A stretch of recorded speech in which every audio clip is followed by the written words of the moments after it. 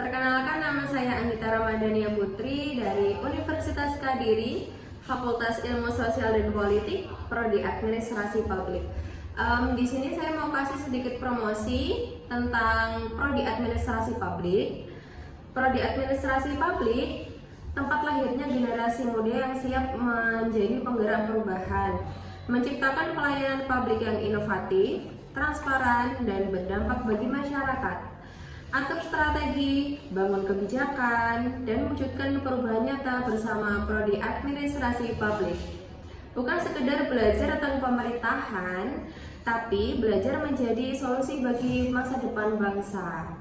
Prodi Administrasi Publik mencetak pemimpin muda yang kritis, profesional, dan berintegritas. Dari ruang kelas menuju pengabdian nyata untuk masyarakat, inilah administrasi publik. Administrasi publik, satu langkah untuk memahami birokrasi, banyak langkah untuk membawa perubahan. Bersama Prodi Administrasi Publik, mari tumbuh menjadi generasi yang mampu melayani, memimpin, dan menginspirasi.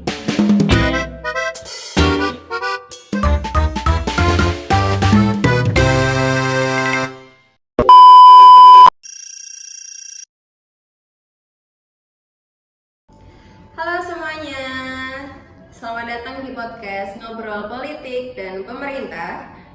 Di episode kali ini kita akan membahas tema yang menarik banget, yaitu tentang birokrasi pemerintah model patrimonial.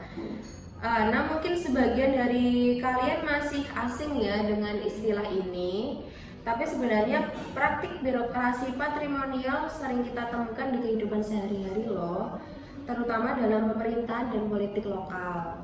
Hari ini aku sudah ditemani oleh teman aku bernama Inka Nurlaila. Hai teman-teman, jadi hari ini aku akan menemani Kak Anggi dalam percakapan membahas tentang birokrasi. Oke. Nah, sebelum kita masuk lebih jauh ya tentang pembahasan birokrasi patrimonial, mungkin aku bisa jelasin dulu apa itu birokrasi patrimonial. Nah, secara sederhananya, birokrasi patrimonial itu adalah sistem birokrasi yang masih sangat dipengaruhi oleh hubungan pribadi, hubungan keluarga, kedekatan politik, dan loyalitas kepada penguasa. Jadi keputusan dalam birokrasi itu seringkali bukan berdasarkan aturan profesional atau kemampuan seseorang, tetapi berdasarkan kedekatan dengan pihak yang punya kekuasaan. Konsep ini sebenarnya banyak dibahas oleh sosiolog terkenal yaitu Max Weber. Weber menjelaskan bahwa dalam sistem patrimonial, kekuasaan dianggap seperti milik pribadi penguasa.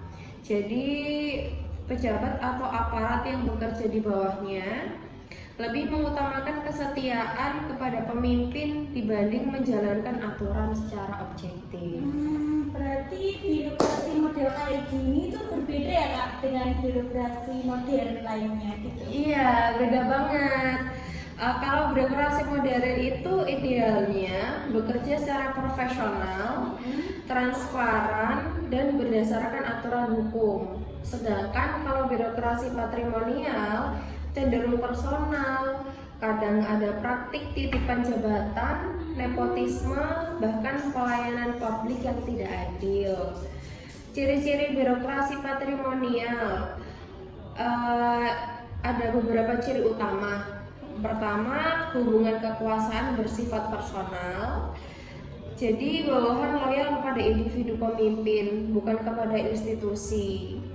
Kemudian yang kedua, proses pengangkatan jabatan lebih berdasarkan kedekatan keluarga, teman, atau kelompok politik tertentu. Ketiga, batas antara kepentingan pribadi dan kepentingan negara sering kabur. Keempat, budaya asal bapak senang. ya, masih kuat jadi bawahan, lebih fokus menyenangkan atasan daripada meningkatkan kualitas pelayanan publik gitu. Dan yang terakhir, pengawasan birokrasi biasanya lebih lemah sehingga membuat peluang korupsi, kolusi, dan nepotisme. Wah, berarti dampaknya kalau tak dengar-dengar nih Kak ya, dampaknya itu berarti cukup besar ya bagi masyarakat kalau kayak gitu ya Kak. Benar, jadi dampaknya besar banget. Karena kalau birokrasi berjalan tidak profesional, yang dirugikan tentu masyarakat. Pelayanan publik jadi lambat, terus habis itu tidak transparan dan kadang nggak adil. Contoh kasus dalam kehidupan nyata, kamu pernah lihat nggak kayak gitu? Kayak gimana tuh Kak? Tentang kayak birokrasi patrimonial, mungkin di lingkungan sekitarmu mungkin ada. Kalau lihat di Indonesia sendiri sih, praktik birokrasi patrimonial masih ada Banyak kalau di desa aku Kak. Bener kan? Banyak banget dong. Kalau menurut pendapat aku, Indonesia sekarang ini sudah menerapkan birokrasi modern Kak. Tapi dalam praktiknya unsur patrimonial masih sering muncul. Contohnya yang paling mudah itu kayak perekrutan karyawan atau perangkat desa yang tidak dilakukan secara terbuka. Terus kadang masyarakat juga tiba-tiba melihat seseorang sudah mendapat jabatan tertentu tanpa proses seleksi yang jelas. Itu kan udah banyak banget ya Kak contohnya di desa kita. Iya, betul. Terus selain itu ada juga praktik pemberian proyek kepada orang-orang terdekat, pejabat. Ini juga sering menjadi kritik dalam pemerintah daerah. Jadi sebenarnya masyarakat juga merasakan langsung ya itu dampaknya. Iya Kak, betul. Contohnya ketika masyarakat harus memilih orang dalam untuk mengurus administrasi lebih cepat. Padahal pelayanan publik seharusnya setara untuk semua orang. Penyebab birokrasi patrimonial itu masih bertahan sampai saat ini. Menurut Kakak, kenapa birokrasi patrimonial itu masih terjadi sampai saat ini? Ada beberapa faktor sih. Yang pertama, budaya politik yang masih menekankan hubungan kekeluargaan dan balas jasa politik. Kemudian yang kedua, lemahnya pengawasan dan penegakan hukum. Kalau pengawasan lemah, maka praktik nepotisme juga lebih mudah terjadi.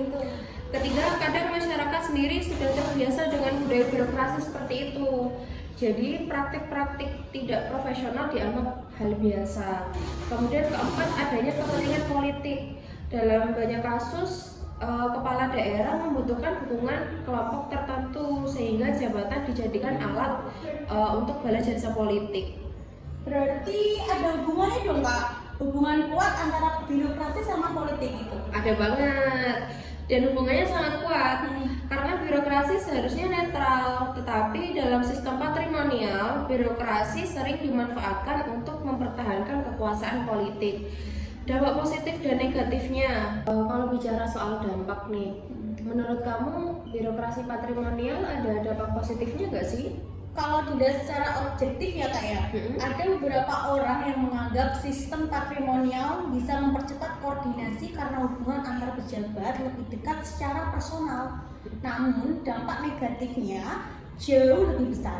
Contohnya, yang pertama munculnya korupsi, kolusi, dan nepotisme. Terus yang kedua ada pelayanan publik tidak profesional. Yang ketiga ada kesempatan kerja yang tidak adil. Yang keempat ada menurunkan kepercayaan masyarakat kepada pemerintah. Dan yang terakhir itu menghambat pembangunan karena jabatan tidak diisi oleh orang-orang yang kompeten. Oh gitu. Dan mungkin juga membuat generasi muda kehilangan kepercayaan terhadap sistem pemerintahan ya berarti. Betul Kak, karena banyak banget anak muda yang merasa pesimis karena menganggap kemampuan dan prestasi kalah dengan koneksi atau kedekatan politik. Nah, sekarang kan kita sering nih mendengar istilah good governance. Menurut kamu, apa hubungannya antara birokrasi, pemerintah, patrimonial dengan good governance? Hubungannya sangat erat Kak. Good governance itu menekankan prinsip transparansi, akuntabilitas, partisipasi masyarakat, efektivitas, dan supremasi hukum. Sedangkan birokrasi patrimonial justru bertolak belakang dengan prinsip-prinsip tersebut. Contohnya, proses pengangkatan pegawai tidak transparan. Berarti prinsip transparansi dilanggar dong? Secara tidak langsung sih iya Kak, bisa dibilang tuh iya. Terus ada lagi contoh lain seperti pejabat dipilih karena kedekatan politik bukan kemampuan. Maka prinsip profesionalitas juga tidak terpenuhi. Jadi semakin kuat budaya patrimonial, semakin sulit mewujudkan good governance. Oke, berarti reformasi birokrasi sebenarnya penting banget ya. Iya Kak, reformasi birokrasi penting supaya pelayanan publik lebih profesional dan masyarakat mendapatkan hak yang adil. Sekarang ganti aku ya Kak yang mau bertanya. Oke. Menurut Kakak, apa sih solusi agar birokrasi patrimonial ini bisa dikurangi? Oke, aku akan jawab ya. Jadi ada beberapa langkah.